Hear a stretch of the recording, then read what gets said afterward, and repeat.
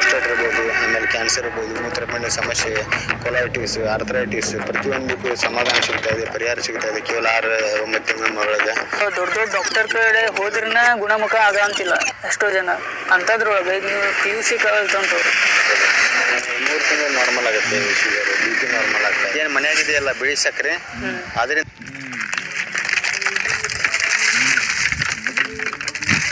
Sir ಈಗ ನೀವು ಹೇಳಿದ್ರಿ ಬೇರೆ ಬೇರೆ ದೇಶಗಳಿಂದ ನಿಮ್ಗೆ ಕರೆ ಬರತ್ತಾವ ಅಂತೇಳಿ.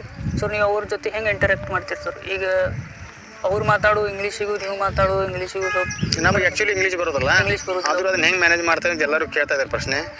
ಒಂದು ಅಪ್ಲಿಕೇಶನ್ ಇದೆ, ಡಿಕ್ಷನರಿ ಇದೆ. ಅವರ ಕೆಲವೊಂದು ಜನ ಇಲ್ಲಿಂದ NRI ಇರ್ತಾರೆ, NRI ಇಂಡಿಯಾ ಅಂತ ಇದ್ದು ಅಲ್ಲಿ ವಾಸ ಮಾಡ್ತಾ ಇರ್ತಾರೆ.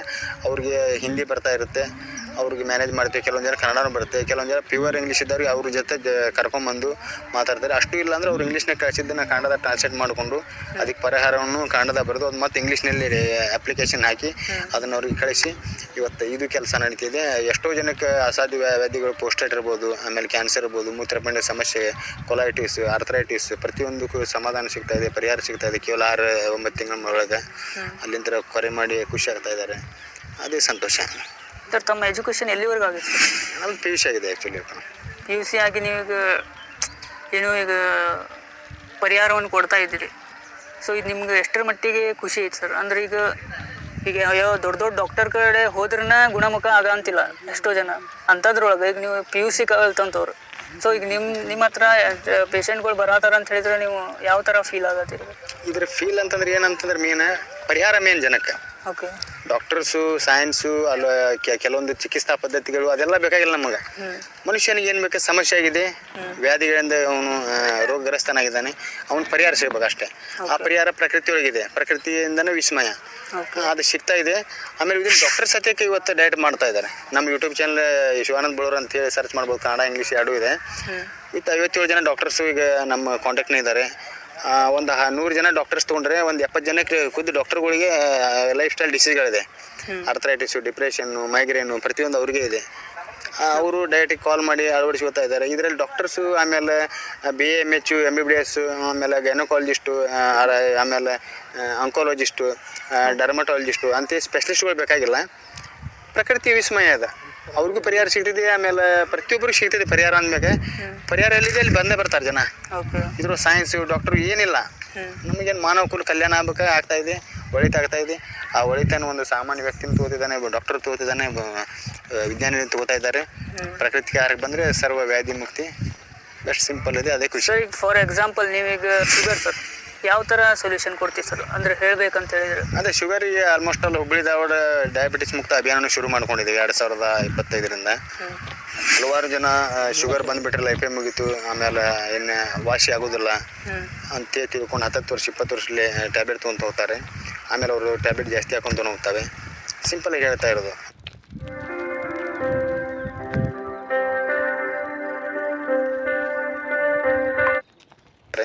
ಆಮೇಲೆ ಅವರು ಟ್ಯಾಬ್ಲೆಟ್ ಜಾಸ್ತಿ ಹಾಕೊಂಡು ಹೋಗ್ತವೆ. ಸಿಂಪಲಾಗಿ ಹೇಳ್ತಾ ಇರೋದು. 3 ತಿಂಗಳಲ್ಲಿ ನಾರ್ಮಲ್ ಆಗುತ್ತೆ ಶುಗರು, BP ನಾರ್ಮಲ್ ಆಗ್ತಾ ಇದೆ. ಕೇವಲ ಅವ್ರಿಗೆ ಆಹಾರ ಪದ್ಧತಿಯನ್ನು ಅಳವಡಿಸ್ಕೋಬೇಕು. ನಾರ್ಮಲ್ ಆಗ್ತೈತಿ ಅನ್ಸರ್ ಪೂರ್ಣ ವಾಸಿನೇ. ಯಾಕಂದರೆ ಅದು ವಿಜ್ಞಾನ ಹೇಳೋದು ಬೇರೆ, ನಾವು ಹೇಳೋದು ಬೇರೆ. ಯಾಕಂದರೆ ವಿಜ್ಞಾನ ಅವ್ರದ್ದು ತಪ್ಪಿಲ್ಲ. ಯಾಕೆ ಅವ್ರು ಏನು ಸ್ಟಡಿ ಮಾಡಿದ್ದಾರೆ, ಜನ ಇವ್ರ ಆಹಾರನೇ ಬಿಡ್ತಾ ಇಲ್ಲ. ಪಾಪ ಅವ್ರದ್ದು ತಪ್ಪಿಲ್ಲ, ಡಾಕ್ಟರ್ಗೂ ವಿಜ್ಞಾನ ತಪ್ಪಿಲ್ಲ. ಇವ್ರ ಆಹಾರ ತಪ್ಪು ತಿಂದು ಅವರು ಟ್ಯಾಬ್ಲೆಟ್ ತೊಗೊಂಡ್ರೆ ಇದು ಯಾವ ವಾಸಿ ಆಗಬೇಕು? ಇಲ್ಲಿ ಮೇನ್ ಕಾಸ್ ಇರೋದೇ ಫುಡ್ ಈಸ್ ಮೆಡಿಸನ್. ಇಲ್ಲಿ ಆಹಾರ ಪದ್ಧತಿ, ಜೀವನ ಶೈಲಿ ಬದಲಾದರೆ ಮಾತ್ರ ಸಂಪೂರ್ಣ ಆರೋಗ್ಯ ಸಾಧ್ಯ ಅಂತೇಳಿ ಇವತ್ತು ಪ್ರೂಫ್ ಆಗ್ತಾ ಇದೆ. ಅದನ್ನೇ ಮಾಡ್ಬೇಕು ಜನ, ಅದನ್ನೇ ನಾವು ಮಾಡ್ತಾ ಇದ್ದೀವಿ, ಅದಕ್ಕೆ ನಾರ್ಮಲ್ ಆಗ್ತಾ ಇದೆ ಸರ್. ಓಕೆ, ಈಗ ನಿಮ್ಮ ಪ್ರಕಾರ ಶುಗರ್ ಇದ್ದವರು ಯಾವ ಆಹಾರವನ್ನು ತೆಗೆದುಕೊಳ್ಬೇಕು ನಿಮ್ಮ ಪ್ರಕಾರ? ಶುಗರ್ ಇದ್ದವ್ರು ಅದೇ ನಾವು ಅವ್ರು ಹೆದರ್ತಿರ್ತಾರೆ ಅಂತಿನಾಗ. ಈಗ ನಮ್ಮ ಕಡೆ ಡಾಕ್ಟರ್ಸ್ ಇದ್ದಾರೆ, ಅವರೇ ಸ್ವತಃ ಡಾಕ್ಟರ್ಸ್ಗಳು 10 ವರ್ಷದಲ್ಲೇ ಮಾವಿನ ತಿಂದಿದ್ದಿಲ್ಲ, ಚಿಕ್ಕವನ್ನೇ ಸ್ವೀಟ್ ಇದೆ, ಆಮೇಲೆ ಕಬ್ಬಿನ ಹಾಲು ಸೇವಿಸ್ತಾ ಇರೋದಿಲ್ಲ, ಅದರ ಶುಗರ್ ಇದೆ ಅಂತ. ಆ್ಯಕ್ಚುಲಿ ಅದು ನ್ಯಾಚುರಲ್ ಶುಗರ್ ದೇವ್ರು ಮಾಡಿದ್ದ. ಆ್ಯಕ್ಚುಲಿ ಶುಗರ್ ಅಂತಂದರೆ ಲೈಫ್ ಸ್ಟೈಲ್ ಡಿಸೀಸ್ ಅದು ಯಾವ ರೀತಿ ಇರುತ್ತಂದರೆ ಜಾಸ್ತಿ ತಿನ್ನೋದು ಕಡಿಮೆ ಕೆಲಸ, ಎಲ್ಲ ಶುಗರ್ ಡೆಪಾಸಿಟ್ ಆಗ್ತಾಯಿದೆ ಬಾಡಿಯಲ್ಲಿ. ನಾವೇನು ಮಾಡ್ಬೇಕಂದ್ರೆ ಆ ಶುಗರ್ ಗ್ಲುಕೋಸನ್ನು ಕೆಲಸ ಮಾಡಿ ಬೆವರು ಸುರಿಸಿ ಅದನ್ನು ಕನ್ವರ್ಟ್ ಮಾಡ್ಬೇಕು ಎನರ್ಜಿಯಾಗಿ. ಅದನ್ನು ಡಿಪಾಸಿಟ್ ಮಾಡಿಕೊಂಡು ಇವತ್ತು ಪ್ಯಾಂಕ್ರಿಯಾಸ್, ಮೆದುಜೀರಕ ಗ್ರಂಥಿ ಕೆಲಸ ಮಾಡ್ತಾ ಇಲ್ಲ.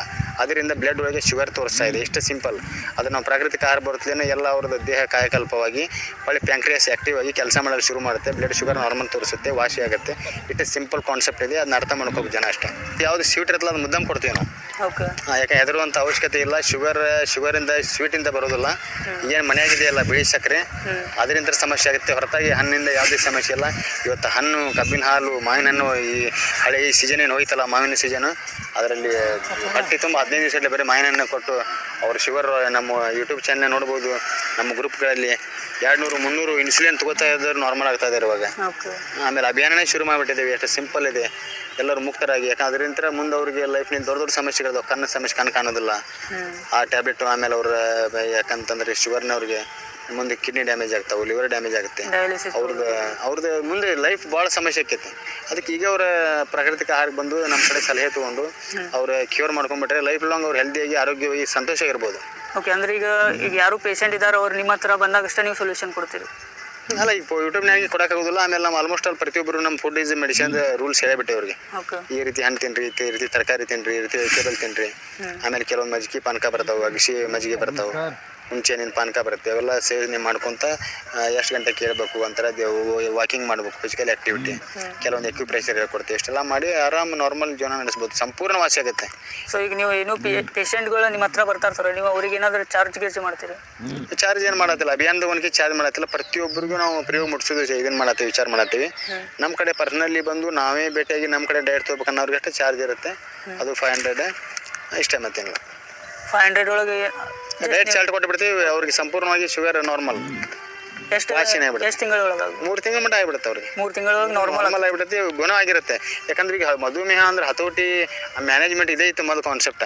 ಪ್ರತಿಯೊಂದು ಎಂಥ ದೊಡ್ಡ ಡಾಕ್ಟರ್ಸ್ ಕಡೆ ಹೋಗಿರಿ ನೀವು, ಎಲ್ಲಿ ಹೋದ್ರು ನೀವು ಡಾಕ್ಟರ್ಸ್ ಅಂತಲ್ಲ, ಬರೀ ಮ್ಯಾನೇಜ್ಮೆಂಟು ಹತೋಟಿ. ಶುಗರ್ ಅಂದರೆ ಮ್ಯಾನೇಜ್ಮೆಂಟು ಹತೋಟಿ, ಬ್ಲಡ್ ಪ್ರೆಷರ್ ಮ್ಯಾನೇಜ್ಮೆಂಟು ಹತೋಟಿ ಇಲ್ಲ ಇವಾಗ. ಸಂಪೂರ್ಣ ಗುಣ ಅದೇ ಈ ಪ್ರಕೃತಿಯ ವಿಸ್ಮಯ, ಮಿರಾಕಲ್. ಓಕೆ. ಸೊ ಈಗ ಯಾರು ನಿಮ್ಮ ಹತ್ರ ಪೇಷಂಟ್ಗಳು ಬಂದರೆ, ಸೊ ನೀವು ಎಲ್ಲ ರೋಗಕ್ಕೂ ನಿಮ್ಮ ಹತ್ರ ಸೊಲ್ಯೂಷನ್ ಐತಿ? ಪ್ರತಿಯೊಂದು ಸೊಲ್ಯೂಷನ್ ನಮ್ಮ ಕಡೆ ಇಲ್ಲ, ಪ್ರಕೃತಿ ಕಡೆ ಇದೆ. ಪ್ರಕೃತಿ ಮಾತೆಯಿಂದ ನಾವು ನಮಗೆ ಅದನ್ನು ಲಾಭ ತೊಗೊಂಡಿವಿ. ನಮ್ಮಿಂದ ಜನಕ್ಕೆ ಲಾಭ ಆಗಲಿ ಅಂತೇಳಿ ಜನಕ್ಕೆ ಅದನ್ನು ತೋರಿಸ್ತಾ ಇದ್ದೀವಿ. ಇಷ್ಟೇ, ಮತ್ತೇನಿಲ್ಲ, ಜಾಸ್ತಿ ಇಲ್ಲ. ಓಕೆ. ಸೊ ಈಗ ಯಾರು ನಿಮ್ಮ ಹತ್ರ ಏನು ಕಾಯಿಲೆಯಿಂದ ಬಳಲುತ್ತಿದ್ರೆ ಅವ್ರು ನಿಮ್ಮ ಹತ್ರ ಬಂದರೆ ನೀವು ಸೊಲ್ಯೂಷನ್ ಕೊಡ್ತೀರಿ ಅವ್ರಿಗೆ? ಸೊಲ್ಯೂಷನ್ ಆಹಾರದೊಳಗೆ ಯಾವುದೇ ರೀತಿ ಔಷಧಿ ಇಲ್ಲ, ಮೆಡಿಸಿನ್ ಇಲ್ಲ, ಥೆರಪಿ ಇಲ್ಲ. ಕೇವಲ ಪ್ರಾಕೃತಿಕ ಆಹಾರ ಸೇವಿಸಿ ಎಲ್ಲ ರೋಗವನ್ನು ಓಡಿಸಿ. ಇಷ್ಟೇ simple, food is medicine. Okay. ಈಗ ನೀವು ಪೇಷಂಟ್ಗಳು ನಿಮ್ಮ ಹತ್ರ ಬಂದಾಗ ಸರ್, ಸೊ ನೀವು ಏನೋ ಅವ್ರಿಗೆ ಒಂದು ಚಾರ್ಟ್ ಮೂಲಕ ಇದು ಆಹಾರ ತಿನ್ನಿರಿ, ಹಿಂಗೆ ಫಾಲೋ ಮಾಡಿರಿ ಅಂತ ಹೇಳ್ತೀರಿ. ಆವಾಗ ಅವರು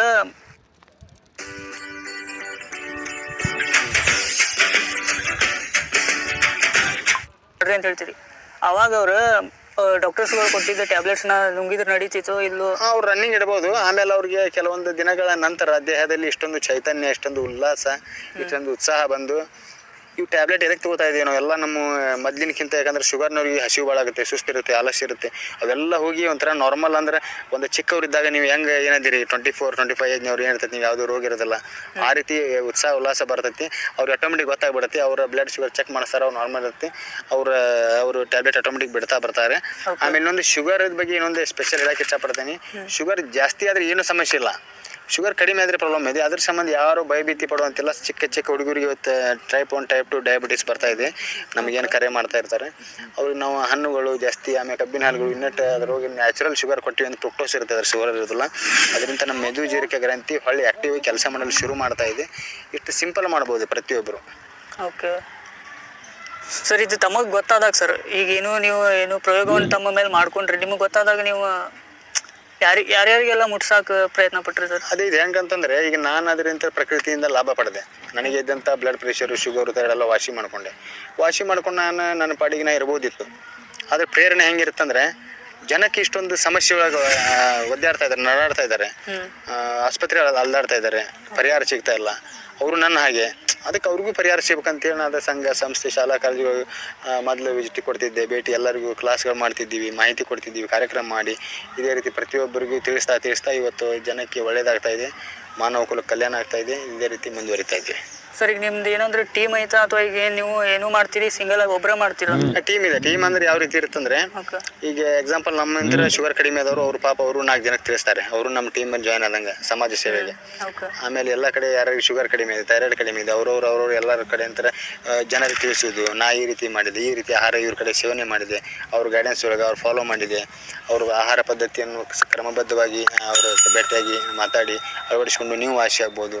ಈ ರೀತಿ ಪ್ರತಿಯೊಂದು ರಾಜ್ಯದ ಕೇರಳದಲ್ಲೂ, ಆಮೇಲೆ ನಮ್ಮ ಕರ್ನಾಟಕದಲ್ಲೂ ಮೈಸೂರು, ಹಾವೇರಿ, ಆಮೇಲೆ ಚಿತ್ರದುರ್ಗ, ಆಮೇಲೆ ಹೊರಗಡೆ ರಾಜಸ್ಥಾನ, ಅಸ್ಸಾಂ, ಚಂಡೀಗಢ, ಈಗ ಎಲ್ಲ ಕಡೆ ಬೇರೆ ದೇಶದಲ್ಲೂ ಶಿಬಿರಗಳು, ಮುಂದಿನ ಇನ್ನೊಂದು ತಿಂಗಳು ಬಿಟ್ಟು ವಿದೇಶ ಶಿಬಿರಗಳು ಅದಾವೆ, ಅಲ್ಲಿಯೂ ಹೋಗ್ತಾ ಇದ್ದೀವಿ.